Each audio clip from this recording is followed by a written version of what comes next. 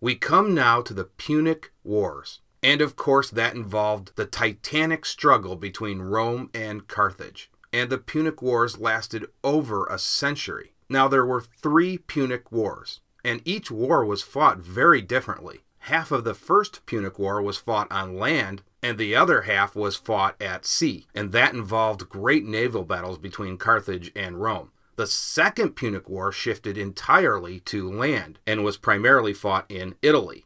And the third Punic War was primarily a siege. And so we will cover all 3 wars over the next several videos. But before we get to the first Punic War, I wanted to spend the next 2 videos looking at Carthage. And so in this video, we'll look at the unique features of the city itself, and then in the next video, we will examine the military and political institutions of Carthage. And then we will get to the start of the first Punic War. Now, the Punic Wars are more popular than they have ever been. I think anybody that pretty much knows anything about ancient history has heard of the Punic Wars. And I've noticed that on a lot of the history channels, when they talk about the Roman Republic, they almost always talk about the Punic Wars first. And that's because it really was an international war. It spanned across most of the Mediterranean, and it involved millions of citizens, hundreds of thousands of soldiers, and thousands of warships. The war also produced some of the finest military leaders the world has ever seen, and the tactics in many of the battles are still studied by military scholars even today. And so it was the definitive war in Rome's history.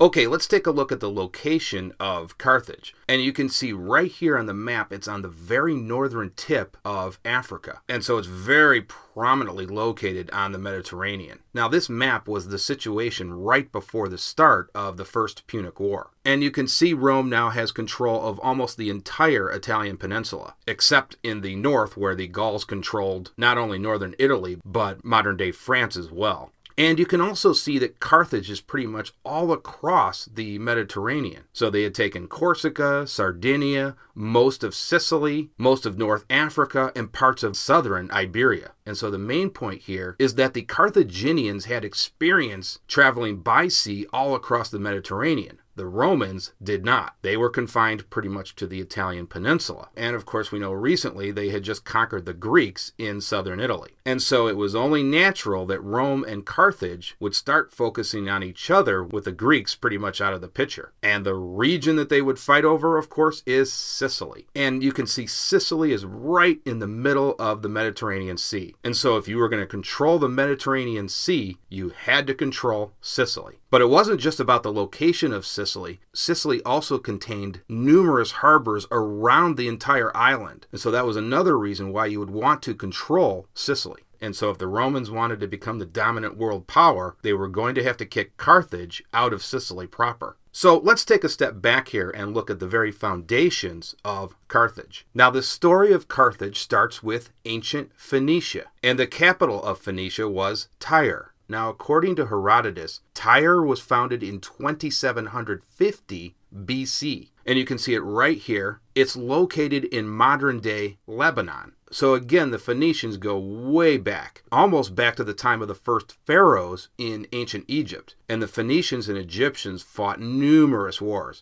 Now, the Phoenicians were the first great traders in the Mediterranean. And if you look on this map here, they established trading routes all across the Mediterranean. So you can see they were in Sicily, all across northern Africa, Sardinia, Crete, and so their primary source of income was trade. And so Carthage was established by Tyre in the 9th century BC. And at first it was just a small trading outpost with around 1,000 settlers. Now, of course, Dido is the legendary founder of Carthage, and according to the ancient chroniclers, she was part of the royal family of Tyre, and she was fleeing her brother who had just killed her husband. And of course, so she heads to northern Africa and founds Carthage. Now, as I said early on, Carthage was just a small trading outpost, but by around 700 BC, Carthage not only became one of the most important cities on the Mediterranean, it became the most important city in the Phoenician Empire, even surpassing its mother city, Tyre. And so, of course, that is around 700 BC. Now, we know that the legendary founding of Rome is around 709 BC. So you can see Carthage was an important city long before anybody had heard of Rome. Now, one of the reasons that Carthage became more important than Tyre was its geographic location. And that is, Carthage didn't face the external threats that Tyre did. Tyre was invaded by the Babylonians in 574 BC, and a few hundred years later, Alexander the Great would lay siege to the city. So Carthage really didn't face these type of threats early on. So the city was allowed to prosper, and ultimately it became a superpower on the Mediterranean.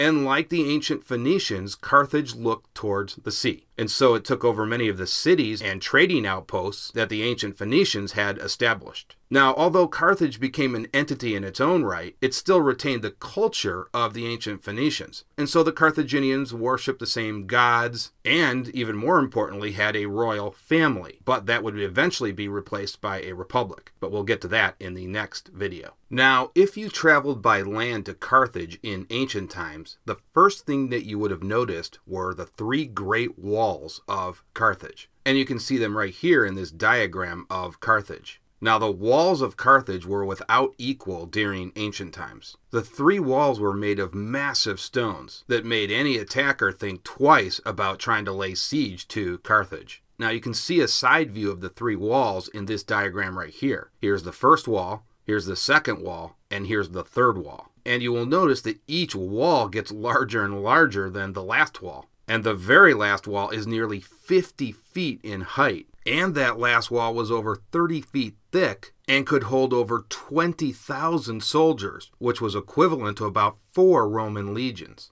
There was also 4,000 horses and 300 elephants, and that was all contained inside the wall. And so it acted almost as a citadel. And inside the walls, there were barracks and stables for both the horses and elephants. And they also had a large amount of supplies and water. And if you look here, you can see there's a cistern below the wall. So the troops had access to water. So again, it would have been very difficult to dislodge the Carthaginians out of that wall. So basically, the Carthaginian army inside that third wall had everything they needed. Now, if you take a look at this diagram in the middle, you'll notice that all three walls have the same exact profile. And this allowed the troops in each one of the walls to fire their arrows and weapons in the same direction. And so that would also give some nice crossfire. Now, Appian will tell us that the terrace up here was about 30 feet wide on the final wall. And so the Carthaginians could place a large amount of troops on top of the wall itself. Now, each one of the walls had a ditch, and these ditches were hundreds of feet long. So if you were storming these walls, you had to go up these ditches, and so you can imagine that a hail of arrows would be coming at you as you were trying to scale these ditches. Now, if the Carthaginians lost their first wall, they could retreat to the second wall. And if the second wall fell, they could retreat to the third wall. And by that time, the enemy probably would have been worn out. But if they reached that final and third wall, as I said, that wall was almost 30 feet thick, and so it was pretty much resistant to even battering rams.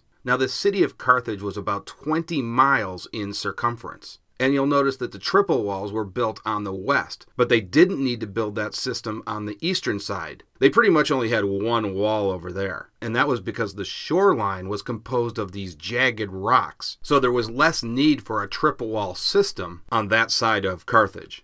Now, at its height, Carthage could place around 350 vessels in the Mediterranean, and when they returned, they were docked in the great circular harbor of Carthage, which is right here on the map. And that was the inner harbor. Right outside of that harbor was the mercantile harbor. And both harbors could be closed off by a large iron chain, which could be hoisted up right here. Now, there was nothing really like this in ancient times. And like the Great Walls of Carthage, the Great Harbor of Carthage was an amazing feat of engineering. Now, the war harbor had over 200 docks. And as you can see, there's an interior dock right here, and there is a dock on the outside. There were 40 slots in the middle island and over 100 docks on the outside. And as you can see, everything is enclosed by a wall. So the primary defense of Carthage was its navy. And the primary objective of the navy was to protect the Carthaginian sea trade, because that was the lifeline of the Carthaginian economy. Now, this circular harbor allowed the Carthaginian navy to put out to sea very quickly. So if an enemy approached by sea, they could get their navy out very fast and confront any threat that approached Carthage by sea. And so with their triple wall system and their great harbor, Carthage was thought to be almost impregnable. Okay, that is going to do it for this video. In the next video, we will examine the military and political institutions of Carthage.